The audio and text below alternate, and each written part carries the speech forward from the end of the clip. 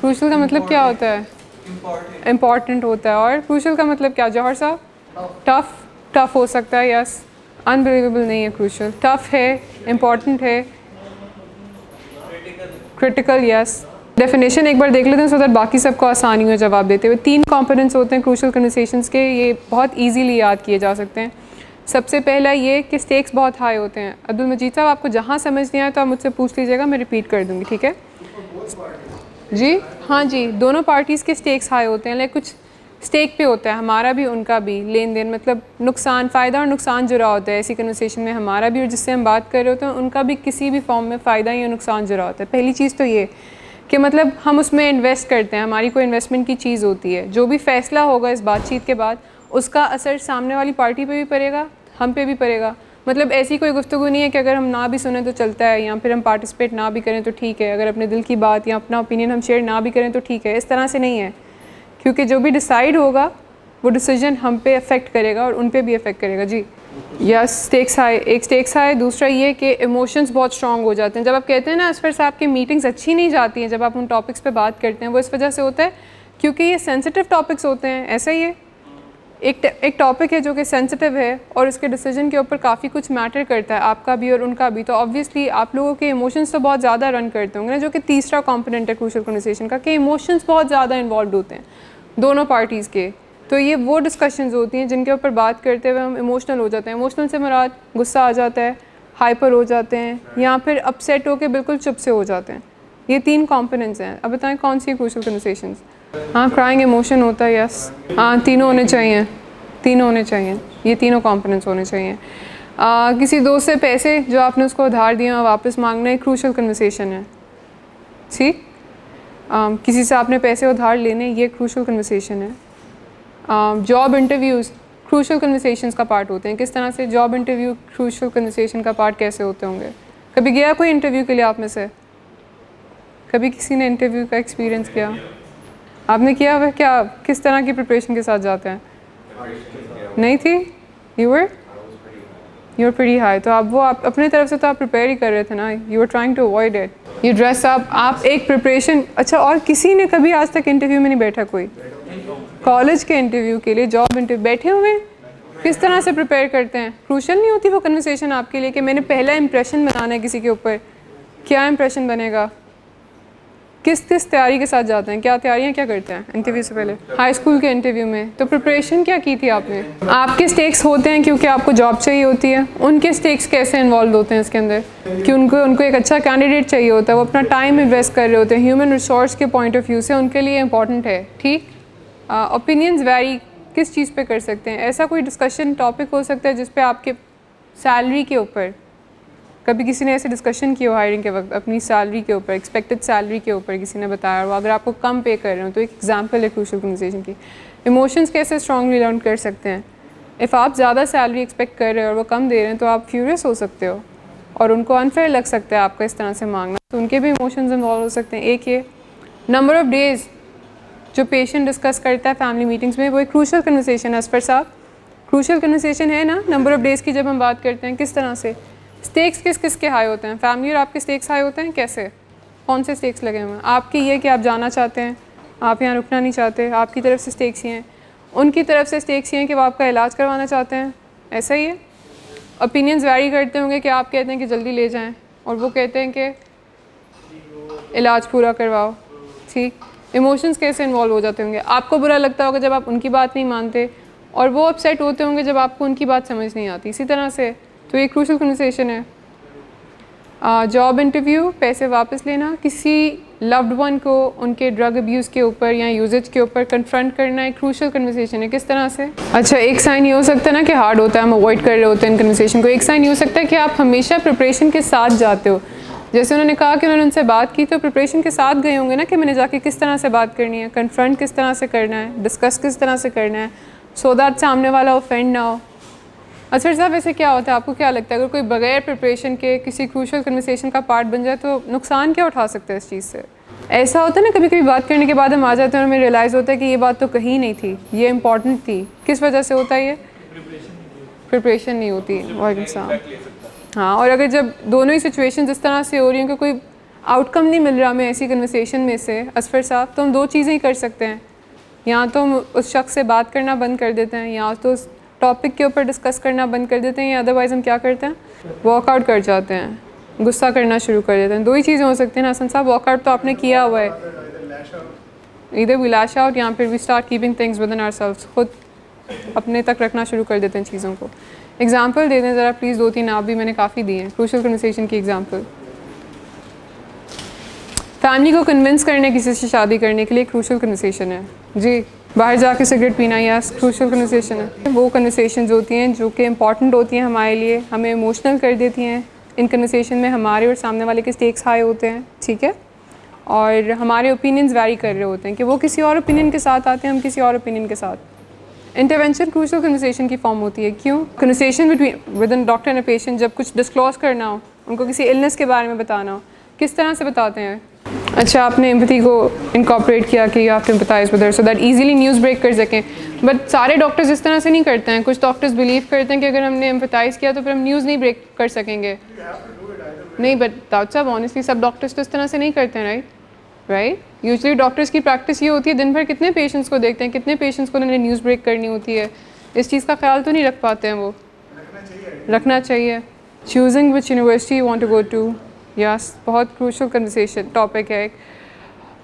हम बात कर रहे थे कि ये वो टॉपिक्स हैं जो कि मुश्किल होते हैं हमारे लिए, जिन टॉपिक्स पे बात करना मुश्किल होता है। तो हम दो ही चॉइसेस समझते हैं कि हमारे पास हैं। एक तो ये कि कुछ भी हो जाए, मैंने अपनी बात करनी है हसन साहब, किसी भी सिचुएशन में। मुझे नहीं परवाह कि सामने वाला फ्री है या नहीं है, मुझे बिल्कुल फ़िक्र नहीं है उनको मेरी बात करने का तरीका अच्छा लगता है या नहीं लगता है, मैंने अपनी बात पहुँचानी है। दूसरा ये कि मेरी बात करने से उनको बहुत ज़्यादा तकलीफ़ हो सकती है, तो फिर मैं बात नहीं करता हूँ। समझ रहे हैं? ऐसा कभी हुआ है कि आप कुछ कहना चाह रहे हो फैमिली से या दोस्तों से या किसी से हसनैन साहब, और आप इसलिए चुप कर गए हो, आप इसलिए चुप कर गए हो कि ऐसी बात करूँगा तो हर्ट होंगे? कोई ऐसा है पेशेंट्स में जिसको लगता हो कि नहीं मैं ऐसी कन्वर्सेशंस बहुत इन्जॉय करता हूँ, कि कुछ डिफ़िकल्ट सा हो बात करने के लिए, ऐसी क्रिटिकल सी सिचुएशन हो, नॉट विद लव्ड वंस? क्यों? क्योंकि स्टेक्स उन्हीं के साथ हाई होते हैं। अच्छा, एक स्टेक तो रिलेशनशिप का भी होता है ना, हमारे रिलेशनशिप भी एक स्टेक पे होता है। हम इनसे किस तरह से बात कर रहे हैं, उसके बाद वो हमारे बारे में क्या सोचते हैं या हमारे रिलेशनशिप पे क्या इफेक्ट करता है, ये बहुत मैटर करता है। अच्छा, हमें लगता है कि दो ऑप्शन हैं, या तो हम बात करें, बुरी तरीके से बात करें, या हम बात ही ना करें और अपने रिलेशनशिप को बचा लें। ये दोनों ही मेथड्स ठीक नहीं है। सही मेथड ये है कि हम कोई बीच वाला रास्ता पिक कर लें, अब्दुल्ला साहब, कोई बीच वाला रास्ता पिक कर लें कि हम बात भी कर लें और हमारा रिलेशनशिप भी ख़राब ना हो। शेयर्ड पूल ऑफ मीनिंग एक टर्म है क्रूशल कन्वर्सेशन में जो कि डिस्कस किया जाता है। अभी बताते हैं, उसको एक्सप्लेन करते हैं किस तरह से। इमेजिन करें एक पूल है, स्विमिंग पूल है, ठीक है, और आपका और सामने वाले के जो ओपिनियंस हैं, जो ख्यालात हैं किसी भी टॉपिक को लेके, वो पानी की तरह है, सही। अब आपने इस पूल को फिल करना है, ठीक। आधा पानी पूल को फिल करने के लिए आपके पास है, आधा उनके पास है। वो पानी फिल कर रहे हैं, लेकिन आप यू डोंट फील लाइक कि मुझे नहीं शेयर करने अपने ओपिनियंस, तो क्या होगा? पूल आधा ही फिल होगा ना, पूरा फुल तो नहीं हो पाएगा। पूरा फुल करने के लिए क्या करना है? हमें भी इनपुट देना है, राइट। कितना इनपुट देना, ओवरफ्लो ना हो जाए। अच्छा, हाउ अबाउट दिस कि आप पानी डाल रहे हैं लेकिन सामने वाला पानी नहीं दे रहा। इस सिचुएशन में पुल फुल तो नहीं हुआ ना। तो फुल करने के लिए ज़रूरी क्या है कि आपकी भी बात सुनी जाए, सामने वाले की भी बात सुनी जाए। मतलब हमारे ओपिनियन टेबल पे रखना बहुत ज़्यादा ज़रूरी है। असफर साहब, अक्सर हम कर ये रहे होते हैं कि हमें लगता है इसको पता होना चाहिए मुझे ये बात बुरी लगती है, इसको एहसास नहीं था, इसको आइडिया नहीं था, इनको पता नहीं था कि मुझे बगैर परमिशन के इंडोर करवाएंगे तो मुझे बुरा लगेगा, ऐसा है, राइट। और घर वालों को ये होता है इसको पता नहीं था ड्रग्स कितने बुरे हैं। बचपन से सब सीखते हैं ड्रग्स बुरे हैं, नुकसानात होते हैं, एडिक्शन टर्म्स, एवरीथिंग, ये सब टर्म्स सुने होते हैं। फिर इसने क्यों किया? और ये सोचते सोचते नाराज़ होने की वजह से अगर आप अपने लव्ड वन से बात नहीं करें तो फिर आप उसको कन्फ्रंट तो नहीं कर पाते हो। क्या करना चाहिए देन? बात करनी चाहिए। तो किसी शेयर करना चाहिए किसी भी सिचुएशन में। इसका फ़ायदा क्या होगा अगर आप और सामने वाला अपने अपने ओपिनियंस दे रहे हो किसी कन्वर्सेशन में?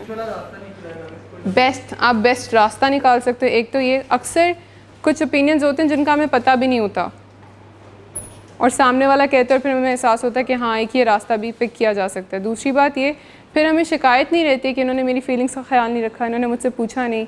हम डिसीजन में ऐसे लगता है जैसे हमें पार्टिसिपेट बनाया गया था उस डिसीजन में, ठीक है। अगर एक फैमिली ने मिलकर एक डिसीजन लेना है और हेड कोई और है फैमिली का, ठीक है, मिस फौजिया, और डिसाइड उन्होंने ही करना है, लेकिन एटलीस्ट अगर वो आपका ओपिनियन पूछ रहे हैं तो आपको रिस्पेक्टेड फील होगा ना। जब आपको वो काम करना पड़ेगा तो आपको होगा चले मुझसे डिस्कस किया गया था। अगर किसी पेशेंट के साथ ऐसी सिचुएशन थी कि इंडोर लाने से पहले पेशेंट से डिस्कस किया गया और पेशेंट स्टेट में हो कि इंडोर आने के लिए तैयार हो गया, आपकी सिचुएशन कुछ इस तरह की थी, तो डोंट यू थिंक कि आपको लगा कि हाँ मेरी मर्ज़ी से या मेरा भी कोई इनपुट था इस डिसीजन में कि इलाज में आने के लिए था, राइट? ईज़ हो जाती है, लाइक फिर जो डिसीजंस होते हैं उनको फॉलो करना आसान हो जाता है हमारे लिए, कुछ हमारा पॉइंट ऑफ व्यू सुना गया होता है। वी आर टॉकिंग अबाउट कि जब हम बात नहीं करते तो हम दो चीज़ें कर रहे होते हैं, दो टर्म्स अगेन यूज़ की जाती हैं, साइलेंस और वायलेंस की। साइलेंस में एज इन ज़रूरी नहीं कि आप चुप करके बैठे हुए, अक्सर आप बात कर रहे होते लेकिन आप डेजिग्नेटेड टॉपिक के ऊपर बात नहीं कर रहे होते, उस मौजू पे बात नहीं कर रहे होते जो इंपॉर्टेंट होता है, एक्चुअल इन्फॉर्मेशन आप विड्रॉ करके रख रहे होते। इसकी एग्जांपल ये कि किसी को दिख रहा है आपका मूड अपसेट है, वो आपसे पूछ रहा है कि आप नाराज़ हो, आपको कोई बात बुरी लगी और आप कह रहे हैं नहीं बिल्कुल भी नहीं, तो आप मास्क कर रहे हो, आपको एक्चुअली बुरा लगा लेकिन आप ऑनेस्टली शेयर नहीं कर रहे हो, तो इसमें भी आप विड होल्ड कर रहे हो, राइट? एक विड होल्डिंग ये होती है कि आप बहुत सैंडविच करके कोई बात बताते हो, लाइक अपनी बात भी बताना चाहते हो, सामने वाले को हर्ट नहीं करना चाहते। हमें ये टेक्निक अच्छी लगती है, इस टेक्निक को गौर से सुने, इसका फ़ायदा नहीं होता। सैंडविचिंग में आप ये करते हो कि शुरू में किसी की तारीफ़ करते हो, बीच में अपना मैसेज देते हो और एंड भी तारीफ़ से कर देते हो। जैसे जौहर अकबर साहब, अगर आपकी मदर आपकी तारीफ़ करें कि आप बहुत ओबीडियंट एक बच्चे थे मेरे, सही, और उसके बाद आपको बीच में कह दें कि नहीं जौहर आपको इलाज की ज़रूरत थी, पर जौहर वैसे इतना मसला नहीं था, अभी इतना मसला आया नहीं था, तो बीच वाला जो मैसेज है ना, आपका माइंड वो पिक नहीं करेगा। आपका माइंड पता है क्या पिक करेगा कि वाकई हाँ मैं बहुत अच्छा रहा हूँ इनके साथ, और आपका माइंड ये भी पिक करेगा कि हाँ इतना मसला नहीं है, जब इतना मसला नहीं तो फिर इलाज क्यों करवाऊँ। सैंडविचिंग का नुकसान ये होता है। तो जब कोई इंपॉर्टेंट बात कहनी होती है, आगे पीछे कुछ ऐड किए बगैर रिस्पेक्ट के साथ आपको वो बात कहनी सीख लेनी चाहिए, रादर देन कि आप ख्याल रखो कि इनको बुरा ना लगे और आप अपना पॉइंट अक्रॉस ना कर सको। साइलेंस हो गया, ठीक, साइलेंस की फॉर्म। वायलेंस में क्या कर रहे होते हैं? एग्रेशन का एक्ट किसी भी किस तरह से लेबल करते हो आप उनको, नेम कॉलिंग, बुरे बुरे नामों से बुलाते हो, बुरा भला कहते हो, जजमेंट्स देते हो। बॉडी लैंग्वेज से कोई एग्रेशन कैसे शो कर सकता है जी? अटैकिंग बॉडी लैंग्वेज क्या है? पर्सनल स्पेस इन्वेट करना, बहुत पास आके किसी से बात करना, तो अटैकिंग मोड जी। Voice of tone of voice, avoid में आप साइलेंस की तरफ जा रहे हो, अगर आप अवॉइड कर रहे हो उस कन्वर्सेशन को, इस इंसान को, वायलेंस की बात कर रहे हैं। बुरा भला कहना, किसी के पास की कोई बात ऐसी उठा के उसको सुनाना जो कि पास में उन्होंने आपके साथ शेयर की और अब अपने बेनिफिट के लिए लोग करते हैं ऐसे कन्वर्सेशन में, राइट? कन्वर्सेशन विन करने के लिए लोग क्या क्या चीज़ें यूज़ करते हैं? कभी देखा आपने कि मैंने कन्वर्सेशन विन करने के लिए कुछ यूज़ किया? अगले बंदे की वीकनेसेस को और किसी वीक पॉइंट को हाईलाइट करते हैं और लाउड होकर बात करते हैं, उसकी गलतियाँ गिनवाते हैं, छोटी छोटी बातें कट करते हैं। अक्सर लोग बातों में आर्ग्यूमेंट जीतने के लिए ये करते हैं कि वो कट करना शुरू कर देते हैं, सामने वाले को बात नहीं करने देते, सिर्फ अपनी बात करते हैं या बात करने का मौका नहीं देते। जब वो गुस्से में वॉक अवे कर जाते हैं तो एग्रेशन ही शो कर रहे हैं लेकिन बात करने का मौका नहीं दे रहे, राइट? अच्छा, व्हाट इफ़ सामने वाला अगर ये करता हुआ दिख रहा हो, बाजिल साहब, अगर हमें दिख रहा है कि सामने वाला जो हमसे बात कर रहा है ना तो अपना इनपुट दे रहा है, या तो वो ये कर रहा है कि इनपुट नहीं दे रहा है, खामोश बैठा हुआ है, या फिर अगर वो इनपुट दे रहा है तो बहुत गुस्सा हो रहा है, ये चीज़ क्या इंडिकेट करती है? What do you think? अगर कोई साइलेंस या वायलेंस शो कर रहा है शरोज साहब, तो क्या चीज़ इंडिकेट करती है ये? नहीं, मतलब वो बताना क्या चाह रहे हैं? ऐसा हो सकता है कि सामने वाला सेफ़ नहीं फील कर रहा। ऐसा होता है ना, कुछ लोगों के सामने आप ओपनली सारी चीज़ें डिस्कस नहीं कर सकते हैं।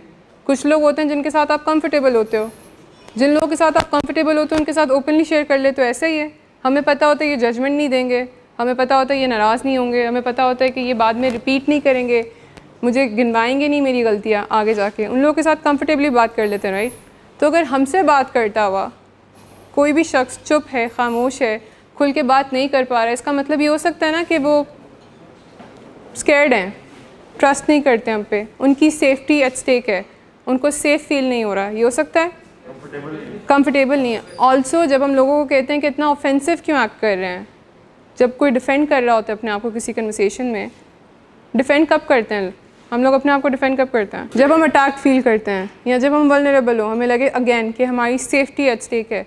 तो जब सामने वाला जिससे हम बात कर रहे हैं दोनों में से किसी एक स्टेट में है कि या तो वो बात कर नहीं रहा खुल के, या फिर अगर कर रहा है तो अच्छे से नहीं कर रहा, डिफेंड कर रहा है अपने आप को, ऐसे लग रहा है कि आवाज़ उसकी ऊंची हो रही है, हम कैसे मदद कर सकते हैं उनकी? किसी की सेफ्टी एट स्टेक है तो उसकी मदद कैसे करेंगे? क्या करके? बात करके। क्या बात करेंगे? किस इंटेंशन से बात क्या करेंगे? किसी की सेफ्टी एट स्टेक है तो उसको सेफ्टी प्रोवाइड करेंगे सबसे पहले, कि आप सेफ फील करो सो दैट आप ओपनली बात कर सको। ऐसा ही है। तो अगर वो चुप है, हम अक्सर लोगों को इंकरेज करते हैं बात करने के लिए, राइट, कि डोंट वरी, हमारे बीच में रहेगी, फिक्र नहीं करो, मैं जज नहीं करूँगा, आप मुझसे शेयर कर सकते हो। फैमिली मेम्बर्स जब मीटिंग्स में आके ऐसे स्टेटमेंट्स देते हैं, राइट, कि आपको क्रेविंग्स होंगी तो हमसे शेयर कर सकते हो कंफर्टेबली, इस तरह की मैसेजेस वो देते हैं, राइट, आपको सेफ फील करवाने के लिए, सो दैट आप ओपन अप हो, सो दैट आप डिस्कस कर सको। और अगर आप गुस्से में हो, किसी ने कभी काम डाउन करने के लिए कोई ऐसी चीज़ की हो जिसने आपको काम डाउन कर लिया, चलो पहले हाँ, या ये कहा जा सकता है कि पहले काम डाउन हो जाओ फिर बात कर लेते हैं, गुस्सा क्यों हो रहे थे, आपके इमोशन के ऊपर पहले बात हो जाए, फिर वो जो टॉपिक है जो कि क्रूशियल है उसके ऊपर बात हो।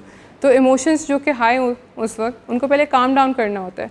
कोई इमोशनली चार्ज हो अगर असफर साहब, ठीक है, अगर दो लोग बहुत ज़्यादा इमोशनली चार्ज हैं और किसी ऐसे टॉपिक पे बात करें जो कि उनको इमोशनली चार्ज रख रहा है, ठीक है, जो कि दोनों को गुस्सा दिला रहा है, मकसद क्या होना चाहिए कि गुस्से को पहले कम किया जाए और फिर बात की जाए, ये मकसद होना चाहिए कि इसी गुस्से के अंदर अपना अपना पॉइंट हम क्लियर कर लें, कम किया जाए, राइट, इसी तरह से। तो जब ऐसे लग रहा हो कि हम किसी भी ऐसे कन्वर्सेशन में और सामने वाले को हमारी बात नहीं समझ आ रही इस वजह से, तो पहले उस सिचुएशन को सॉर्ट आउट कर लें। और कन्वर्सेशन वेट कर सकती है, बातचीत वेट कर सकती है। जब आप सेफ्टी प्रोवाइड कर देते हो उनको तो फिर आराम से बात की जा सकती है। नेक्स्ट स्लाइड कर दें। अच्छा, ये बात कर रहे थे कि अगर सामने वाले का सेफ्टी एट रिस्क हो, राइट, व्हाट इज़ जब हमारी सेफ्टी एट रिस्क हो, हमें खुद लग रहा है कि हम साइलेंस में या वायलेंस में, तो क्या करना चाहिए? अच्छा, अगर ऑलरेडी हम साइलेंस में, सिचुएशन क्या है जी? Talk to someone. सिचुएशन क्या है? सिचुएशन ये है कि वो हमसे पूछ रहे हैं क्या मसला है, लेकिन हम कंफर्टेबली उनको बता नहीं पा रहे हैं, हमें लग रहा है वो गुस्सा हो जाएंगे।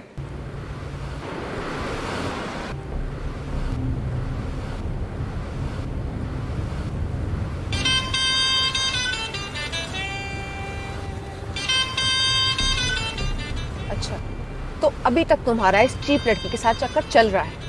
तुम कौन होती हो मुझे पूछने वाली? ओके, और तुम इन घटिया लड़कियों के साथ गुलछर्रे उड़ाते फिरो, तो मैं चुप बैठो।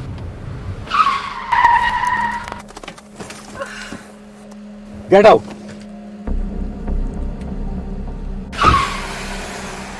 शराब नोशी की वजह किरदार की खराबी नहीं, मूड की खराबी है। शराब नोशी कभी भी नशे की बीमारी में बदल सकती है। नशे की बीमारी हर स्टेज पर काबिले इलाज है। मदद हासिल कीजिए, क्योंकि वो ऐसा नहीं करेगा। विलिंग वेज से मदद हासिल कीजिए, कहीं से भी मदद हासिल कीजिए, लेकिन फौरी मदद हासिल कीजिए। जिस मुआवजे के इंतजार में आपने बहुत देर कर दी, अब वो दस्तक दे रहा है। मदद हासिल कीजिए, मदद हासिल कीजिए, मदद हासिल कीजिए। अगर तो आप साइलेंस में हो, पहले तो पूछ लो कि मैं साइलेंस में हूँ या मैं वायलेंस में हूँ। अगर आप साइलेंस में हो तो आप बता दो कि ये मेरे रिजर्वेशंस हैं, इस वजह से मैं आपसे बात नहीं कर पा रहा हूँ। एक बार वो आपके रिजर्वेशंस दूर कर दें कि डोंट वरी, ये नहीं होगा, फिर आप बात कर सकते हो। पहला ये। दूसरा ये कि अगर आप वायलेंस की स्टेट में हो तो आप बता सकते हो। वायलेंस की स्टेट में आप क्यों जाओगे? आपने एम्बैरस फील किया होगा, उनकी किसी बात पे आपको बुरा लगा होगा, शर्म आई होगी, शर्मिंदगी सी फील की होगी, या हर्ट हुए होगे, तो अपने उस इमोशन को बताया जा सकता है कि आपकी बात सुन के मैं बहुत हर्ट हुआ। बता दें उन्हें, गिव देम अ चांस कि वो सॉर्ट आउट कर सकें। असर्ट करना पड़ेगा, गिव देम अ चांस कि वो सॉर्ट आउट कर सकें। एक बार सॉर्ट आउट हो जाए तो फिर आप बात कर सकते हैं, ठीक है। वायलेंस की स्टेट, अगेन सामने वाला वायलेंस की स्टेट में हो या आप वायलेंस की स्टेट में हो, तो सेफ़ एग्जिट नाम करके एक कॉन्सेप्ट है जो कि दिया जाता है। वो ये कि उस वक्त आप कन्वर्सेशन को स्टॉप करते हो, ठीक, बताते हो कि इस बारे में बात करेंगे दोबारा, लेकिन थोड़ा काम डाउन हो जाए, टाइम देते हैं। शरोज साहब, दो चीज़ें करनी होती हैं। एक तो ये बताना होता है कि इस वजह से बात नहीं हो पा रही, जैसे कि ये वजह हो सकती है कि अभी मैं बहुत थका हुआ हूँ, ठीक, कल बात करते हैं। दूसरा काम आपने ये करना होता है कि कोई टाइम देना होता है, ठीक है। जैसे आप ये भी कर सकते हैं कि अभी आप नींद में लग रहे हो या अभी आप गुस्से में हो, आप काम डाउन हो जाओ, जब आप फ्री हो तो आप मुझे बताओ, तब आके बात कर सकते हैं। दो चीज़ें क्या करनी होती हैं सेफ़ एग्जिट के लिए? एक ये कि आप रीज़न बता देते हो किस वजह से अभी बात नहीं हो पा रही। दूसरा ये, बिल्कुल, आप टाइम दे देते हो, ठीक। अच्छा, किसी भी कन्वर्सेशन में जब हम जाते हैं, राइट, तो हम कोई स्टोरी कैरी करके जाते हैं अपने साथ, कुछ ऑलरेडी हमने बनाया होता है। तो स्टोरी बेसिकली ऐसे बनती है कि कोई इन्फॉर्मेशन हमें मिलती है, कोई चीज़ हम देखते हैं या सुनते हैं, इसी तरह से इन्फॉर्मेशन मिलती है ना। किसी की कोई बात सुनी या कोई इन्फॉर्मेशन, कोई चीज़ देखी, इन्फॉर्मेशन मिली, उसके साथ हमारा माइंड कोई स्टोरी अटैच कर देता है पहले, उसके बाद हम एक कन्वर्सेशन में जाते हैं। मिस फौजिया, बताने का मकसद ये कि बात किसी से स्टार्ट करने से पहले भी हमने एक स्टोरी क्रिएट की होती है, तो उस स्टोरी को चेंज करना होता है, क्योंकि वो स्टोरी अक्सर सही नहीं होती। वो स्टोरी हमने ख़ुद क्रिएट की होती है। ख़ुद से ये पूछने की ज़रूरत होती है कि मेरा एक्शन क्या है, मैं एक्ट किस तरह से कर रहा हूँ। अगर मैं इस तरह से एक्ट कर रहा हूँ तो मेरे फीलिंग्स क्या हैं, और जो मेरे फीलिंग्स हैं इनको जस्टिफाई करने के लिए कोई रीज़न नहीं है, मुझे ऐसे ही लग रहा है। मतलब जैसे 3 किस्म की स्टोरीज़ होती हैं बेसिकली जो हम बताते हैं लोगों को। उसमें से सबसे पहले ये होती है कि मैं बेचारा, आप विक्टिम रोल में होते हो। ठीक, क्या इस स्टोरी में मैं विक्टिम रोल में तो नहीं हूँ? ऐसा तो नहीं कि मैं सिर्फ अपने आप को बेचारा दिखाने की कोशिश कर रहा हूँ, इसलिए बात नहीं करना चाह रहा हूँ। ये बेचारा दिखाने की स्टेट है हमारे साथ, जब आप कहते हो कि मेरे बात करने का कोई फ़ायदा नहीं है बिकॉज़ मेरी तो कभी सुनी नहीं जाती है। ठीक, दूसरी स्टोरी ये होती है कि आप सामने वाले को विलन बना देते हो कि इन्होंने हमेशा मेरे साथ गलत किया है, इनको समझ नहीं आनी, इनको किसी के इमोशंस की परवाह नहीं है। इस तरह की एब्सोल्यूट स्टेटमेंट्स जिनमें रियलिटी कुछ नहीं होती। तीसरी ये, पहले भी मैंने बात करके देखी हुई है, इनके साथ फ़ायदा कुछ नहीं होता, लाइक हेल्पलेस सिचुएशन क्रिएट कर लेते हो, इसीलिए आप क्रूशल कन्वर्सेशंस को इग्नोर करते हो। इसकी एग्जांपल ये है कि अम्मी अब्बू से किसी चीज़ के लिए परमिशन लेनी हो तो परमिशन लेने के बजाय आप खुद ही वो काम कर लो, ये सोचते हो कि ऐसे उन्होंने मना करना है, पूछने से अच्छा मैं कर लेता हूँ, बाद में पता चलेगा तो हैंडल कर लूँगा, हालांकि इसमें हकीकत नहीं है। ठीक, तो ये तीनों स्टोरीज़ होती हैं बेसिकली जो हमारा माइंड बनाता है। पॉसिबल नहीं है कि इंटायरली सही हो, लेकिन फ़ायदा क्या है इनका? हम इतना फ्रीक्वेंटली करते क्यों? इन स्टोरीज़ पे बिलीव क्यों करते हैं? एक तो इन स्टोरीज़ पे बिलीव इसलिए करते हैं बिकॉज़ ये बहुत ईजी हैं प्रोसेस करना। अब मुझे आपसे आके बात करनी है और पूछना आपका मूड क्यों अपसेट है, ये तो ज़रा एक मुश्किल काम है ना, इस तरह से कि मैंने एफ़र्ट डालना है, आपसे पूछना है, पता नहीं आप कंफर्टेबल होंगे, बताएंगे नहीं। एक चीज़ है कि मैं खुद से अज्यूम कर लूँ कि रोज़ा लग रहा है, इसलिए शायद गुस्से में हो सकता है ना, तो ये ईजी है। पहली चीज़ ये कि जो स्टोरीज़ हम बताते हैं अक्सर रियलिटी से काफ़ी मिलती हैं। रियलिटी में ऐसे पॉसिबिलिटी हो सकती है, हो सकता है रियलिटी में कभी सामने वाले ने आपको हर्ट किया हो, बट ये रियलिटी नहीं है कि वो हमेशा आपको हर्ट करते हैं, हमेशा आपको हर्ट करना चाहते हैं। ठीक, दूसरी बात ये कि हमारे कुछ सेल आउट से हमें बचा देते हैं, ये जो हमारी गलतियाँ होती हैं ना उनसे बचा देते हैं, हमें अपनी गलती नहीं माननी पड़ती। अगर मैं विक्टिम रोल में हूँ, मैं बेचारी हूँ, तो फिर मुझे अपनी गलतियाँ तो नहीं दिखेंगी, राइट? आसानी हो जाएगी ना मेरे लिए सामने वाले पे ब्लेम डालना, और जब सामने वाले पे ब्लेम डाल रहे हैं तो हमें कोई एक्शन भी नहीं लेना होगा, इसका कोई काम करने की ज़रूरत भी नहीं है, कोई स्टेप नहीं लेना होगा। सेल आउट से मुराद ये है कि फॉर एग्ज़ाम्पल जब किसी को ये ख्याल आ रहा हो कि मैंने बहुत बदतमीज़ी से बात की थी इनके साथ, मुझे सॉरी कहना चाहिए, और अगर नेक्स्ट स्टेटमेंट हमारी ये हो कि कोई बात नहीं, वो डिज़र्व करते हैं, उन्होंने गुस्सा दिलाया था, तो फिर हम सॉरी कहते हैं? नहीं, राइट? बच जाते हैं, शर्मिंदगी से बच जाते हैं, अपनी गलती नहीं माननी पड़ती हमें, इसलिए हम स्टोरीज़ पे बिलीव कर लेते हैं। ये स्टोरीज़ हम खुद माइंड में भी क्रिएट करते हैं और बाकी लोगों को भी जाके बताते हैं। आसान काम हमें क्या लगता है, किसी ने हमें हर्ट किया, उनसे जाके बात करें इस टॉपिक के ऊपर, या किसी और को जाके बताएं कि इसने मुझे हर्ट किया है? किसी और को जाके बताएं। क्यों? क्योंकि जो हम नहीं, गॉसिप भी नहीं, वी वांट कि जो हमारा आइडिया है ऑलरेडी हमारे साथ, उसको कोई कन्फ्रंट ना करे। कोई कन्फ्रंट नहीं करेगा तो स्टोरी स्ट्रॉन्गर हो रही है, हमें एक्ट आउट करने की ज़रूरत नहीं है उसके ऊपर। विक्टिम रोल में रहना पसंद भी आने लग जाता है। इसको ब्रेक कैसे करें स्टोरीज़ को? विक्टिम रोल से निकलने के लिए कि मैं बेचारा, मेरी कोई गलती नहीं है, सबसे पहला सवाल जो ख़ुद से किया जा सकता है वो ये है, एक्सप्रेस करने से भी पहले एहतशाम साहब आप ख़ुद से सवाल पूछते हो कि इस सारे मसले में मेरा क्या रोल है, मैं कैसे बातचीत को आगे नहीं बढ़ने दे रहा, मैं क्या गलत कर रहा हूँ? सबसे पहला कि मैं क्या गलत कर रहा हूँ। जब आप ये सवाल पूछते हो ना, मैं क्या गलत कर रहा हूँ, अपनी गलती को आइडेंटिफाई कर लेते हो, तो एक तो आप अपनी गलती पे काम कर सकते हो, दूसरा आप विक्टिम रोल से बाहर निकल आते हो। ऐसा नहीं है कि मेरे पास पावर नहीं है, ऐसा नहीं है कि मैं बात करूँ और मैं बात करने के बाद चीज़ों को चेंज नहीं कर सकता। विक्टिम रोल वाली स्टोरी इससे ब्रेक हो जाएगी। विलन के रोल वाली स्टोरी को ब्रेक करने के लिए आप ये पूछते हो कि कोई भी डिसेंट रैशनल, या चले मेरे अब्बू मेरे साथ ऐसा क्यों करेंगे, या मेरी अम्मी क्यों चाहेंगी मेरा बुरा। जिस भी इंसान के बारे में आप सोचते हो कि इसने हमेशा मेरा बुरा सोचा, तो क्यों? फिर ये हेल्पलेस वाली स्टोरीज़ कैसे ख़त्म होंगी? हेल्पलेस वाली के कोई फ़ायदा नहीं है बात करने का। वो इस तरह से कि आप खुद से पूछते हो कि आप चाहते क्या हो, आप एक्चुअली क्या चाहते हो। और अगर आप कोई चीज़ अचीव करना चाहते हो, या आप चाहते हो कि आपका रिलेशनशिप ठीक हो किसी के साथ रिलेशनशिप ठीक करना चाहते हो, तो उसके लिए क्या आइडिया आता है, क्या करना चाहिए? किसी एफर्ट डालना चाहिए, मेक अमेंड्स, व्हाट एल्स। चलें, मेरे फादर के साथ रिलेशनशिप बहुत क्रूशल है, ठीक है। एवरी टाइम जब भी हम बात करते हैं तो मूड अपसेट हो जाता है, उनका भी मेरा भी। दो चीज़ें हैं ना, मैं चाहती हूँ कि रिलेशनशिप ठीक हो, चुप रहकर उनको अवॉइड करके तो रिलेशनशिप ठीक नहीं होगा। रिलेशनशिप ठीक किस तरह से होगा? लेकिन अगर मैं चुप रह रही हूँ और उनको अवॉइड कर रही हूँ तो रिलेशनशिप ठीक तो नहीं हो रहा। अगर मैं चाहती हूँ रिलेशनशिप ठीक हो तो मेरे एक्शंस उसको जस्टिफाई करने चाहिए, राइट? ऐसा ही है ना? तो क्या करना चाहिए मुझे एक्शंस में? उनसे बात करनी चाहिए, उनके लिए बात करना आसान बनाना चाहिए। अगर उनको कुछ डिफ़िकल्टी वो फेस कर रहे हैं मुझसे बात करने वक्त, तो उनके लिए आसानी पैदा करनी चाहिए। इसी तरह से आप इसकी एग्जांपल ले लें, जब किसी से अपोलोजाइज़ करते हैं हम तो गिल्टी होते हैं, बुरा फील कर रहे होते हैं कि कुछ गलत कर दिया होता है। पहला सॉरी कहने के बाद फ़ौरन से गुस्सा क्यों चढ़ जाता है अब सामने वाला माफ़ ना करे? सॉरी कहने के बाद ये भी एक्सपेक्ट करते हैं ना जल्दी जल्दी माफ़ कर दे, अब क्वेश्चन नहीं करे, शिकायत नहीं करे, तो फिर एक्शंस जा तो नहीं रहे इसके साथ। चाहता तो मैं माफ़ी था, और अगर माफ़ी चाहता तो मेरा एक्शन क्या होना चाहिए था? नहीं, एक्शन ये होना चाहिए था कि मुझे प्रिपेयर्ड रहना चाहिए था कि वो शिकायत कर सकते हैं आगे से, मुझे उनको स्पेस देनी चाहिए थी। हाँ, मोस्टली ये होता है कि एक तो मैं सॉरी कह रहा हूँ, आगे से ये देखो अभी भी एक्सेप्ट नहीं कर रहा, बदतमीज़ी, इसको सॉरी कहना ही नहीं चाहिए था। तो जब आप ऐसी किसी, ये बताने का मकसद है कि ऐसी किसी कन्वर्सेशन में स्टक हो कि जहाँ पे आपकी बात ना हो पा रही हो, या ऐसा होता है कि आप बात करते हैं और चीज़ें ख़राब हो जाती हैं, उनका मूड ख़राब हो जाता है, आपका मूड ख़राब हो जाता है, तो ये सवाल पूछने होते हैं अपने आप से ताकि कन्वर्सेशंस को बेहतर कर सकें। कभी कभी होता है हम वन साइडेड स्क्रिप्ट प्रिपेयर करके जाते हैं कि हमने क्या कहना है, बट हम इस चीज़ के लिए प्रिपेयर्ड नहीं होते कि सामने वाला कुछ और कह सकता है। कभी कभी हम उनसे रिएक्शन की उम्मीद कर रहे होते हैं कि ये रिएक्ट करेंगे, राइट? बट वो रिएक्ट नहीं करते, वो चुप होते हैं, वो खामोश रहते हैं। फिर हमारा क्या आगे से एक्शन होता है? आ जाते हैं चुपचाप, ये सोचते हुए कि हाँ इन्होंने माफ़ कर दिया, बट हो सकता है वो नाराज़ हो सकता है वो पैसिवली एक्ट कर रहे हो और उनसे और पूछने की ज़रूरत हो।